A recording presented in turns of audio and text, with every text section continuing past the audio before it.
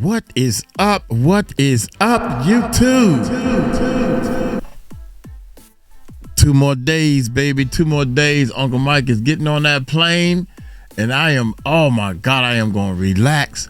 I love being on that plane, man. I mean, of course, besides praying that it's going to stay in the air and we're going to have a safe trip. Other than that, I mean, that got to be in the back of everybody's mind. I asked my cousin. My cousin is, she's a airline stewardess for many years. And I'm like, how in the world do you do it? You be worried? I said, she said, yeah, we worry. And she said that they had some, so have you ever had some real bad flights where you thought, she said, yeah. And I'm like, what? She said, one time I looked over my friend, my partner, I was like, well, it was nice working with you because we ain't gonna make it through this one. I said, oh my God, don't tell me that. She was like, yeah. So anyway, man, I just pray, man. We only have one life, man. We cannot. I can't see how somebody can be so bad toward another human being. I can't see that, man. So Diddy using Biggie for sick dog S magic exposed. Y'all hit that subscribe button. It's gonna be a 2-in-1, y'all. 2-in-1. Shout out to all my enders. Shout out to everybody who likes Uncle Mike's YouTube channel, man. We about to hit 500,000 subscribers, baby. Y'all hit that subscribe button, man. Help a brother out. I've been working hard as I don't know what. I got proof we've been working hard. Look how many videos we upload. Go to the front of the Music Recording Network. We have hit 11,000. We have over 11,000 videos uploaded to this channel, y'all. Wow. Yeah, man. So if anybody deserve it, I think my team at least deserve it, not me. Hit that subscribe button for the team. How about that? The team that works with Uncle Mike. Hit that subscribe button. Hit that bell. Let's check it out.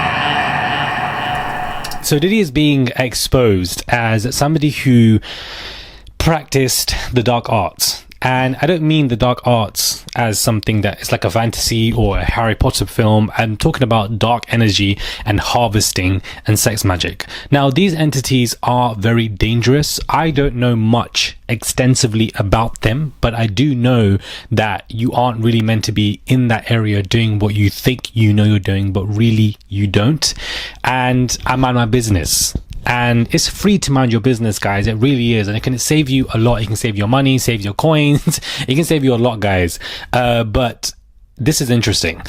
Back in the day, somebody states, I worked at a white shoe law firm and was called with an older gay black man who told me that Diddy was a practitioner of the dark arts. And so practitioner is the key word here. Diddy is somebody who's always been practicing some kind of dark energy because he believes he needs it to protect him. The executives and the people above him are the ones who provided him with access to so much: contracts, record companies, collaborations, music, connects, to end up being a gatekeeper. But in order to maintain this, Diddy is somebody who wants to protect all of the stuff that he is, accumulated and achieved. And so therefore, people like Diddy would ask for advice on the higher ups who have all of this, because there are entities that are connected to some kind of thing, something that is devilish. But also they end up contacting agencies, people to go to different countries, and they ask people, I want help, I want to teach myself this so that I can protect myself, meaning that I can do whatever nonsense that I can do. I can harm anyone that I want. I can take somebody's life out and I will still be protected because I practice this magic, or I've done this magic. Black magic is very real. It is dangerous, in my humble opinion. I do not go near any form of magic, never in my life. It's not for me, God forbid. But Diddy is somebody who seems to be a dark arts practitioner. Hey guys, it's Murad Muradi. Hopefully you guys are all doing well today. Daily and consistent content. Subscribe to the channel, comment down below, and give this video a thumbs up. And let's get into the rest of this. So it was revealed, guys, that Diddy was paying a sex worker for him and Cassie on Biggie's death date every year. Every year, guys. Let's keep it real. Biggie, who died so young, on the date of his death, Diddy was hiring these workers allegedly to create these freak-offs to do things with Cassie to these people, and at the same time was collecting the semen from these men and either rubbing it on Cassie or telling Cassie to rub it on him, or he was collecting it. Him doing this around the same time as when one of his friends, Biggie, passed away, I believe he was harvesting some kind of energy to protect himself so that he never goes down for the passing or death of Biggie. This is the type of behavior, much like the 1991 shooting. I believe before he was going to trial, Gene Deal, his bodyguard at the time, mentioned that he was doing something with a bird, with a dove or something, some kind of protection prayer that he was doing that was beyond religion, but something in the realm of magic, trying to accumulate, going to people, asking about it, teaching it, because they believe that it can protect them. But they don't know what they're dealing with when it comes to this magic and how it can come back to them tenfold, and they believe they can understand it. It's much like these executives giving them everything because they will do everything as dirty as they want to get to those positions. But those executives and those people above those executives can still take everything away from you if they want.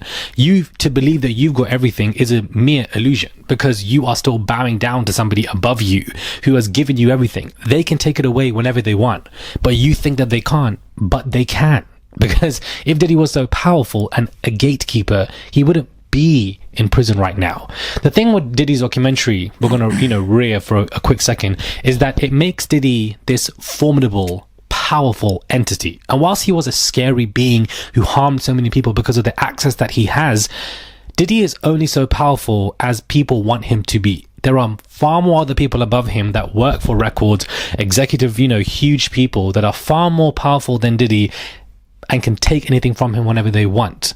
But the documentary presents, and multiple other documentaries present, that Diddy is this all omnipotent being, and he was so dangerous to everybody, but because that's what they want, that's what they want us to think.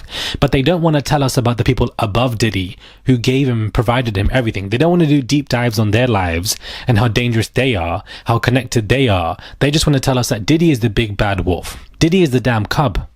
Do you understand? There are far more other people above him that we don't see that are far more worse. And I think it's important to believe that so that you don't end up being fearful of somebody like Diddy. But back to this, I think this was a twisted kind of, death ritual that was going on here, where harvesting people's energies and doing stuff on people's death dates and some type of hoodoo, some type of sex magic, something along those realms to protect. Because Clayton Howard said in the documentary, he asked Diddy, why are you collecting my semen? Like, what are you doing here? Why are you collecting this? And what are you collecting it for? And Diddy said, don't knock it until you try it. This is basically what I like. Why are you judging me? But what is he doing with that? Ew. What is he doing with that? He's probably collecting other people's as well and doing something with it, mixing it. But he probably isn't just going to eat it for some kind of enjoyment. He definitely is going to prey on it. Put it in a mixture with things that is also needed for some kind of spell to maintain some level of protection. People do stuff like this, especially in that industry, because they believe that they desperately need it because they need to protect themselves, and they get really scared. They don't want to be exposed. Something's filmed of them, or they just genuinely want to just protect themselves because they've been told to do so. Some people really make these bonds with the devilish, world or the magic world, and they think that it will provide protection. But right now Diddy's in jail, so the protection didn't work. He was guilty on certain charges, so it never really worked. But even in other lawsuits from male escort workers, they stated that Diddy wanted to eat the semen off the other people's bodies, allegedly what Diddy's been accused of. And so all of this is very intriguing. Why did he ask Diddy to rub somebody else's semen on his body, on his nipples? What kind of enjoyment is he getting from that? Or was he told that you need to perform this sex magic act in order for you to achieve this or to protect yourself from this? And people end up believing in rituals that don't make sense, but because they think it protects them, they feel like they have to do it. And if they don't do it, then they get paranoid. And then you combine that with the drugs that Diddy is now taking. He's now mentally in a whole different place, plus paranoia, and then it goes absolutely insane. And so this is what I think is going on here. A dark arts, scary individual. Even in the exclusive footage that was released, he was saying we need the dirtiest people who've done, the far more dirty things to protect us. Let's find them globally. always searching somewhere else to find dirty-minded people that would go so low because that's what they need in order for him to keep surviving. Think about it. You had, you know, all of those innocent people that died when they were locked up in that room for that for that horrific event, and Diddy was caught counting the damn money. You have Diddy getting big off that. You have Diddy getting big off Biggie's death. Tupac's as well. That man gets bigger when other people have been sacrificed, and then after that you're then repeating some kind of, you know, sex ritual on the dates of when Biggie has passed. It's all connected in some kind of twisted manner. And I wish that this was explored during the criminal trial of Diddy, because I feel like there are so many avenues of Diddy's life that haven't even been explored, guys. They haven't even been explored. And this whole ritual, sex magic, you know, dark arts practitioner that Diddy was doing and everything in this venture, this is what I would love to see a documentary on. There are plenty more episodes for 450 to look into. Kim Porter being one of them, and the disappearance of her, but also this. And I think this is quite unchallenged. This is, and you know, it should be challenged and should be spoken about more about. But maybe you guys know more and can comment down below. Subscribe or comment down below. Hopefully all of this makes sense to you, because I don't know if it makes sense to me, child, but you know, it's just a mess.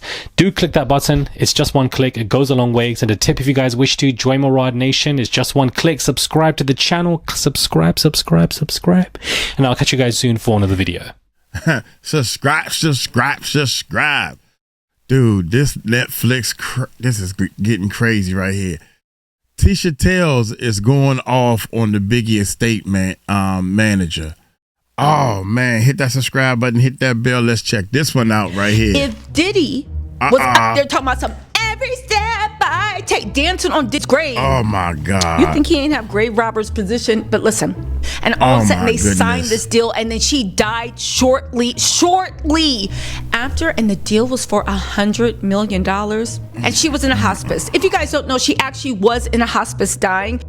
Oh my God, you guys, come in, sit down, and shut the door. Do you know that we have what I believe to be definitive proof that the manager that came out and spoke on behalf of Bad Boy and was like, what are you talking about? We never saw anything of wrongdoing, and everybody that's pro Diddy is holding it up, being like, well, I don't know. Well, guess what? I do, and I did some research, because I was like, what they're saying doesn't make sense. Recoupment is when the label pays for it.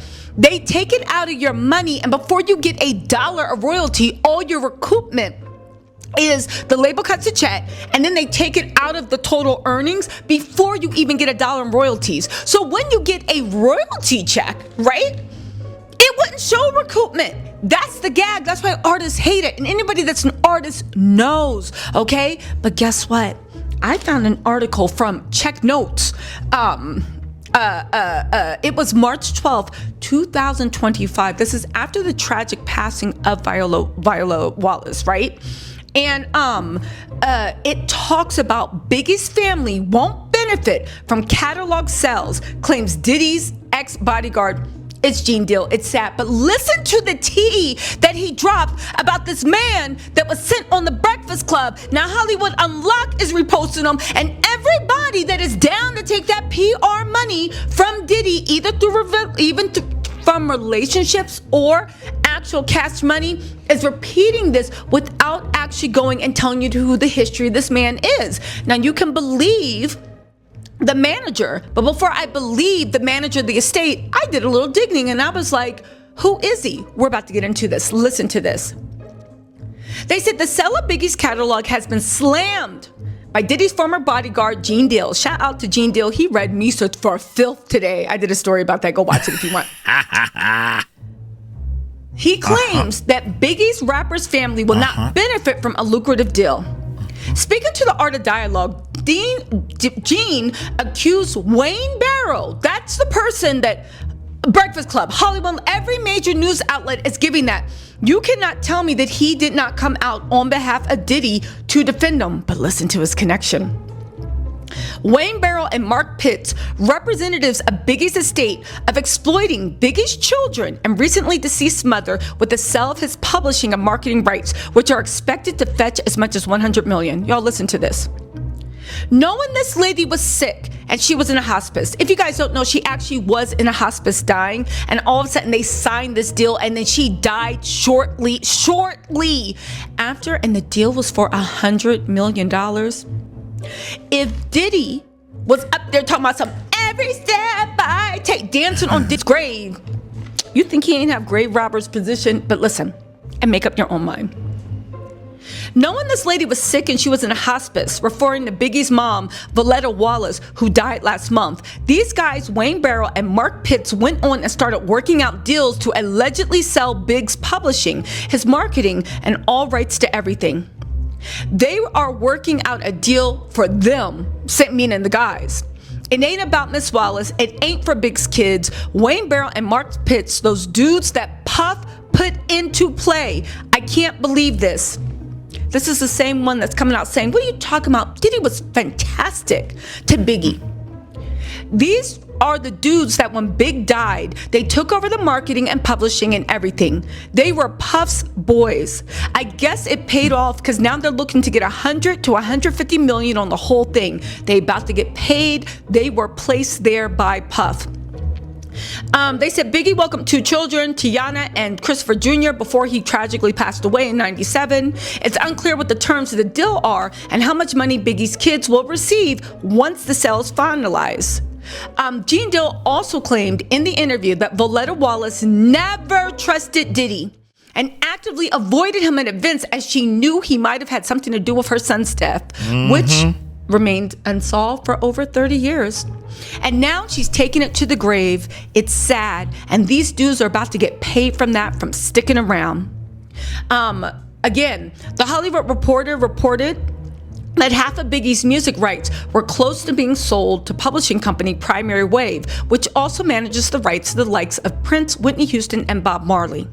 The outlet, citing multiple sources, said that the late rap icon's publishing rights, which involved the compositions, not the sound recordings, were set to go for $100 million, while the master rights to the sound recordings would cost in the 30-50 million range. They did, however, note that the other sources told them the total amount in the sale would come in at just under $100 million. They also noted that the timing of the deal was somewhat curious, given the recent death of Voletta Wallace. They waited until she died to push this into play, and they said she signed off on it while she was in a hospice hanging on by a thread. Voletta was the executor of Biggie's estate until her passing, but Barrow and Pitts, Barrow was the one saying, what are you talking about? I know for a fact Bad Boy paid, and there was nothing with royalties. Represented the estate in negotiations with Primary Wave. Barrow and Pitts were previously managers of Diddy. They were managers of Biggie during his lifetime and are credited as executive producers on his sophomore album, Life After Death. The two also worked under Diddy for Bad Boy Records and managed the career of Biggie's ex-wife, Faith Evans. Barrows and Pitts have yet to comment on the sale of the catalog, nor the allegations made by Gene Dill, who have gained a reputation for speaking the truth. Let me tell y'all something though. You make your own mind up on what you think it is, but I called it when I said, yo, do they have connection to Diddy? Because this don't make no sense that you coming out speaking in parcel tongue. What are you talking about? We saw Bad Boy issue the check. Yeah, because you're counting on most people not knowing what recoupment is. Recoupment is the label pays for it, and then they take it out of the profits before you even get $1 of royalty. Second of all, and then being like, we didn't see anything in the royalties. You wouldn't, and you knew that. You were playing in people's faces. And let me tell you something, right? If what Kirk Burroughs and Gene Dill allege, I believe, if it was false, Diddy would have sued. Second of all, Diddy would have showed proof that he paid for Biggie's funeral, and he would have showed proof through his lawyer. The fact that he's being so quiet, but he's sending out his mouthpieces to put out these counter narratives of who do you believe, lets me know that Kirk Burroughs is probably telling the truth, and Gene Dill is probably telling the truth too. Again, two dudes put in place by Diddy, put in place to manage Biggie while he was alive. Let's also not forget that Kirk Burrow said that Diddy was mad shiesty. He liked to change contracts. He liked for artists to sign and then the people in the back end to do something funny with the paperwork. He already said that's the way Diddy moved.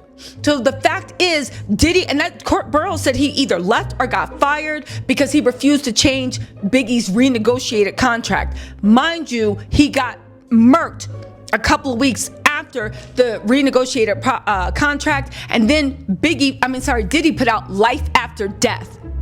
Oddly enough, Miss Wallace was in hospice on her deathbed. She decided to change the contract. Magically, after she died, that's when everything went into play. And now, even all this money that his kids were supposed to get, I'm hearing that they haven't even gotten any of that money. So once again, Diddy's fingers. He want to sue everything else. He want to clarify everything else. Why don't all the people defending Diddy, why don't you comment on this? Where's the receipts that you're actually telling the truth? And Kirk Burrows and them are lying because it would be very, very, very easy to find the receipts in a bad boy tax return. In the recoupment, it would be very, very easy to find the receipts. But Diddy don't want to. Anyway, you guys, listen, I'm going to chase this story down because I want to know what's going on right now with that money, because I think Faith is suing those people. And let's not forget that Faith was dating Stevie J, and Stevie J is Diddy's ride or die. Again, the bad boy family, baby. It seems like the only people that can escape it are Mary J. Blige or those being walked out in the coffin. Either way, I think Mary J. Blige is the original surviving Diddy, and I think that's why she cut off everybody that's cool with Diddy. That's all I'm saying. Anyway, y'all, let me know what you think in the comments. I'm chasing the story down. I'll talk to y'all later. Bye. Well, I do know that I had a contract. I too had a contract switched on me after I signed it, and I had to initial every page, right? I had to initial every page. Not only did they switch some of the pages where the money was at, of course. Isn't this terrible? And what makes it so bad is this was a church. This was God's house that did this to me. And the two pages that they switched didn't have my initials on it. And the fonts was completely different. They didn't even use the same fonts. I said, you can clearly tell it's been switched. Look at this. My initials is not on the page. And look at the pages that my initial is on. Look at the fonts compared to this fonts. You can clearly tell they switched it. Yeah. But I was still scared. I didn't know what to do because this is a church. Then my godfather started talking and whispering people. He whispered in somebody's ear, and they said, they came out with a check. I know that much. They came out with a check. That's crazy, man. Look here, I'm gonna get on up out of here. Hey, y'all take it light, take it slow. Tell him Uncle Mike told you so. Peace out.